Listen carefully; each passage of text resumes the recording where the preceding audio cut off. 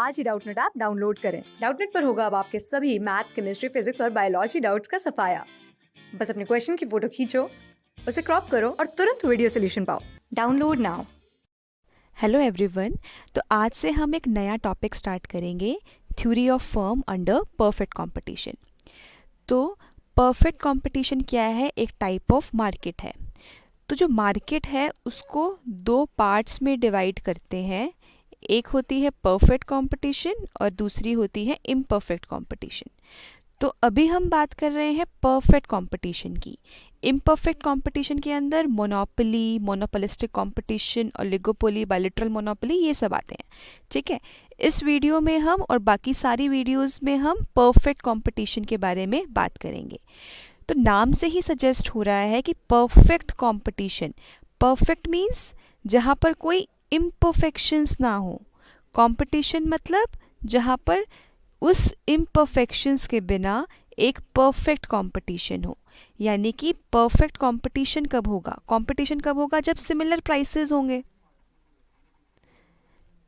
यानी कि ऐसी मार्केट जहाँ पर जितनी भी दुकानें हैं, जितनी भी फर्म्स हैं, वहाँ पर सेम प्राइस प्रिवेल हो रहा है। ठीक है, और ड्रास्टिक कंपटीशन हो रहा है। ठीक है, तो इसको हम इसके फीचर्स के थ्रू समझेंगे। तो सबसे पहला फीचर है very large number of buyers and sellers. तो परफेक्ट कंपटीशन में क्या होता है? बहुत सारे बायर्स यानी कि कंज्यूमर्स, खरीदने वाले होते हैं, और सेलर्स, सेलर्स मतलब प्रोड्यूसर्स, बेचने वाले भी बहुत ज़्यादा होते हैं। ठीक है, इतने ज़्यादा होते हैं कि इंडिविजुअल सेलर यानी कि जो एक सेलर है, सिंगल सेलर है, वो प्राइस को चेंज नहीं कर सकता। क्यों? फॉर एग्ज़ाम्पल एक मार्केट है, हम फर्नीचर मार्केट का एग्जांपल लेते हैं। फर्नीचर मार्केट में अब क्या है? एक पूरी मार्केट है जिसमें बहुत सारी दुकानें हैं, बहुत सारी फर्म्स हैं, और वो सिर्फ फर्नीचर बेचती हैं। ठीक है, अब वो हर दुकान फर्नीचर बेचती है। अब अगर हर दुकान अलग अलग प्राइस चार्ज करे तो क्या उसको प्रॉफिट होगा? नहीं होगा। क्यों? क्योंकि हम जो बायर हैं, हम तो वही दुकान पे जाएंगे जहाँ पर प्राइस सबसे कम हो।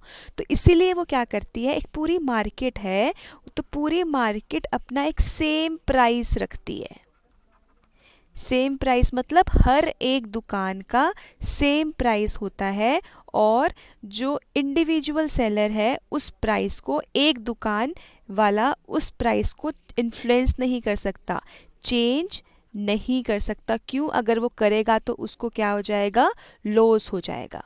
ठीक है, सिमिलरली हम जो बायर हैं, जो खरीदने वाले हैं, वो भी उस प्राइस को चेंज नहीं कर सकते, क्योंकि इतने सारे बायर्स आते हैं उस सेलर के पास कि अगर हम प्राइस कम करने के लिए भी बोलेंगे तो उसको वो नहीं करेगा। क्यों? क्योंकि उसको कोई फ़र्क ही नहीं पड़ेगा, क्योंकि लार्ज नंबर ऑफ बायर्स है। अगर एक बायर चला गया तो दूसरा बायर आ जाएगा। तो इसीलिए इंडिविजुअल सेलर या बायर का परफेक्ट कंपटीशन मार्केट में कोई फ़र्क नहीं पड़ता। क्यों? क्योंकि जो मार्केट है, खुद मार्केट ही डिसाइड करती है प्राइस को। Market decides the price, not individual. ठीक है, और इसकी वजह से क्या होता है? Same price, uniform price prevail होता है मार्केट में। क्यों? क्योंकि जो मार्केट है, होल मार्केट उस प्राइस को डिसाइड करती है, और जो इंडिविजुअल सेलर और बायर उस प्राइस को चेंज नहीं कर सकता। तो मार्केट में क्या होते हैं? सिमिलर प्राइस प्रिवेल होता है, एक तरह का प्राइस मार्केट में चलता है। ठीक है, तो ये हमारा फर्स्ट पॉइंट हो गया परफेक्ट कंपटीशन का, that is very large number of buyers and sellers. Now homogeneous product. अब नेक्स्ट पॉइंट है होमोजीनियस प्रोडक्ट। तो होमोजीनियस का मतलब होता है सेम, यानी कि जो परफेक्ट कंपटीशन में प्रोडक्ट्स हैं वो क्या है? सेम। सेम किस चीज़ में? Same in quality, colour, size etcetera. मतलब कि सेम ही तरह के हमें प्रोडक्ट्स मिल रहे हैं। ठीक है, तो होमोजीनियस प्रोडक्ट है, सेम तरह के हमें प्रोडक्ट्स मिलते हैं। इसीलिए क्या है? Easily substitutability. अब सब्स्टिट्यूट्स गुड्स कौन से होते हैं? यानी कि जो रिलेटेड गुड्स होते हैं। रिलेटेड गुड्स जैसे कि कोलगेट, एंड पेप्सोडेंट।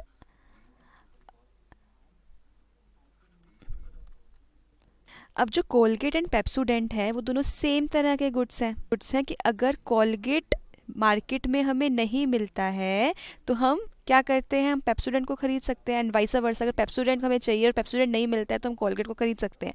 यानी कि एक गुड को हम दूसरे गुड की तरह यूज़ कर सकते हैं, मतलब दूसरे गुड को सब्सटीट्यूट कर सकते हैं। उसको हम क्या बोलते हैं, ये सब्सटीट्यूट गुड्स हैं वो। तो उसी तरह से अगर मार्केट में सेम तरह के प्रोडक्ट हैं तो हम उसको इजीली सब्सटीट्यूट कर सकते हैं। अब जैसे हमने फर्नीचर मार्केट का एग्जांपल लिया, अब ज़रूरी तो नहीं है, फर्नीचर मार्केट में क्या है, हर एक शॉप में होमोजीनियस प्रोडक्ट है, यानी कि एक शॉप में भी सेम तरह के प्रोडक्ट्स हैं, सेम तरह के फर्नीचर हैं, दूसरे शॉप में भी सेम तरह के फर्नीचर्स हैं। तो अब ये नहीं होगा कि हमें उसी शॉप से ख़रीदना है। क्यों? क्योंकि हम दूसरी शॉप से ख़रीद सकते हैं, क्योंकि सारी मार्केट में सेम तरह के प्रोडक्ट हैं, हम गुड्स को सब्सटीट्यूट कर सकते हैं। ठीक है, तो ये हमारे पास क्या हो जाएगा कि इजीली सब्सटीट्यूटेबिलिटी है मार्केट में। और अगर इजीली सब्सटीट्यूटेबिलिटी है, होमोजीनियस प्रोडक्ट है, तो जो प्राइस होगा वो क्या होगा, यूनिफॉर्म, यानी कि हायर प्राइस किसी प्रोडक्ट का होएगा ही नहीं, क्योंकि सब्सटीट्यूट ही है। जो कोलगेट और पेप्सोडेंट के प्राइस हैं वो ऑलमोस्ट दोनों सेम है ना। क्यों? क्योंकि दोनों के जो यूजेज है वो क्या है, सेम, यूसेज इज सेम। इसी तरह इसकी वजह से जो प्राइसेस हैं वो क्या है, सेम। तो इसीलिए अब सेकंड पॉइंट हमारे पास क्या आ जाएगा कि होमोजीनियस प्रोडक्ट है। अब नेक्स्ट है freedom of entry and exit, very important point. So freedom of entry and exit का मतलब होता है कि जो भी सेलर्स हैं वो जब चाहे मार्केट में एंटर कर सकते हैं और जब चाहे मार्केट से एग्जिट कर सकते हैं। ठीक है, उनको कोई रिस्ट्रिक्शन नहीं है। उनको अपनी फर्म एस्टैब्लिश करने के लिए कोई लाइसेंस, कोई परमिशन कुछ नहीं चाहिए, बस उनके पास इन्वेस्टमेंट होनी चाहिए और वो अपनी फर्म को लगा सकते हैं। यानी कि फ्रीडम है, एक तरह से पूरी फ्रीडम है एक सेलर को मार्केट में आने के लिए और मार्केट से जाने के लिए। ठीक है, अब इसके अंदर दो इम्पॉर्टेंट टर्म्स हैं, abnormal profits and abnormal losses. तो तीन चीज़ें होती हैं, एक है अबनॉर्मल प्रॉफिट, एक होता है नॉर्मल प्रॉफिट और एक होता है एबनॉर्मल लॉसेस। ये प्रॉफिट। ठीक है, तो नॉर्मल प्रॉफिट कब होगा, सिंपल टर्म्स में अगर हम कहें कि जो भी कॉस्ट है वो रेवेन्यू के इक्वल है, यानी कि जितना मैंने पैसा एक प्रोडक्ट को बनाने में लगाया मुझे उतना ही वापस आ रहा है। लॉसेस का मतलब क्या हुआ कि मैं कॉस्ट ज़्यादा लगा रही हूँ लेकिन मेरे पास पैसे कम आ रहे हैं, प्राइस कम है। ठीक है, प्रॉफिट कब होगा, जब cost is less than revenue. Revenue मतलब प्राइस। ठीक है, कि कॉस्ट कम है और प्राइस ज़्यादा है तो इसलिए मुझे जो रेवेन्यू आ रहा है वो ज़्यादा आ रहा है। ठीक है, अब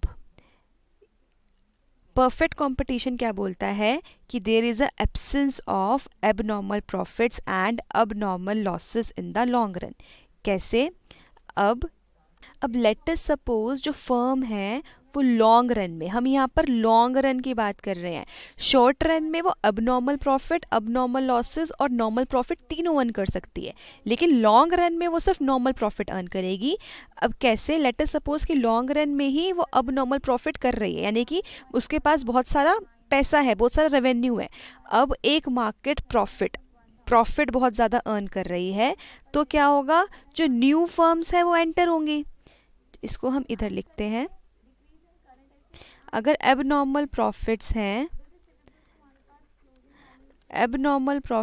तो क्या होगा, न्यू फर्म्स एंटर होंगी मार्केट में। क्यों? क्योंकि उनको लग रहा है कि यहाँ पर इस मार्केट में तो प्रॉफिट हो रहा है, तो new firms enter in the market. ठीक है, अब जैसे ही न्यू फर्म्स एंटर होंगी मार्केट में तो जो मार्केट की सप्लाई है वो क्या हो जाएगी, इंक्रीज हो जाएगी। और अगर मार्केट की सप्लाई बढ़ गई तो जो प्राइस है वो क्या हो जाएगा, डिक्रीज हो जाएगा। आप सोचो मार्केट में इतनी सारी फर्म्स आ गई हैं, इतनी सारी दुकानें आ गई हैं, तो ऑटोमेटिकली क्या होगा, प्राइस कम हो जाएगा। और प्राइस कम होगा तो क्या हो जाएगा, प्रॉफिट भी कम हो जाएगा, सेलर का प्रॉफिट भी कम हो जाएगा और जो लॉस हो, जिन फर्म्स को लॉस होगा प्रॉफिट कम होने से, वो क्या करेंगी, लीव द मार्केट, फिर at last normal profit he earn होगा। ठीक है। अब सिमिलरली अगर एबनॉर्मल लॉसेस हो रहे हैं, यानी कि मार्केट में बहुत सारे लॉसेस हो रहे हैं, तो जो फर्म उन लॉसेस को बियर नहीं कर पा रही है वो क्या करेगी, लीव द मार्केट। अब क्या है, मार्केट में थोड़ी सी फर्म्स बच जाएंगी, तो जो मार्केट सप्लाई है वो क्या हो जाएगी, डिक्रीज हो जाएगी, और जो प्राइस है वो बढ़ जाएगा और प्रॉफिट इंक्रीज हो जाएगा। ठीक है। सो और मार्केट और फर्म्स आएंगी, new firms enter in the market, कब तक आएंगी, जब तक नॉर्मल प्रॉफिट नहीं अर्न हो जाए, एट लास्ट नॉर्मल प्रॉफिट। तो लॉन्ग रन में, लॉन्ग रन मतलब 1 साल से बड़ा वाला टाइम पीरियड, यानी कि बहुत बड़ा टाइम पीरियड जिसमें ये सारे जो स्टेप्स हैं वो कंप्लीट हो सके। शॉर्ट रन में, short run is a very short time period जिसमें ये वाले स्टेप्स पूरे हो ही नहीं सकते, कि उसी मान लो कि 2-3 महीने में तो ऐसा होगा नहीं कि अब नॉर्मल प्रॉफिट हो रहे हैं, फिर न्यू फर्म्स आ रही हैं, फिर मार्केट सप्लाई, ये टाइम लगता है ना। तो इसीलिए जो लॉन्ग रन की हम बात कर रहे हैं, यानी कि बहुत ज़्यादा टाइम पीरियड है ये इस पूरे प्रोसेस को होने में। ठीक है। तो लॉन्ग रन में क्या होगा, नॉर्मल प्रॉफिट ही फर्म अर्न करेंगी। ठीक है। अब नेक्स्ट है perfect knowledge among buyers and sellers. दोनों को, जो बायर्स हैं और जो सेलर्स हैं, दोनों को क्या है, परफेक्ट नॉलेज। किसकी, प्रोडक्ट की परफेक्ट नॉलेज। उन्हें पता है कि मार्केट में कौन सा प्राइस प्रिवेल हो रहा है, उन्हें पता है कि जो बाकी फर्म्स हैं, मार्केट में बाकी फर्म्स हैं वो कितना प्राइस पे बेच रही हैं, और सेलर्स को कॉस्ट प्राइस के बारे में भी पता है। Perfect knowledge about cost price. Cost price मतलब जो भी फैक्टर्स ऑफ प्रोडक्शन है, factors of production that is land, labour, capital, entrepreneurship. उनको ये पता है कि जो मेरी कॉस्ट लग रही है इन सब चीज़ों में, रॉ मटेरियल्स में, रेंट में, ये सब जो कॉस्ट लग रही है वो उसकी परफेक्ट नॉलेज है। तो इसीलिए क्या है, यूनिफॉर्म प्राइस प्रिवेल्स। मार्केट में क्या है, सेम तरह का प्राइस प्रिवेल है। ठीक है। अब नेक्स्ट पॉइंट है perfect mobility of factors of production. तो फैक्टर्स ऑफ प्रोडक्शन बताया कौन कौन से होते हैं, land, labour, capital and enter. तो mobility means free to move,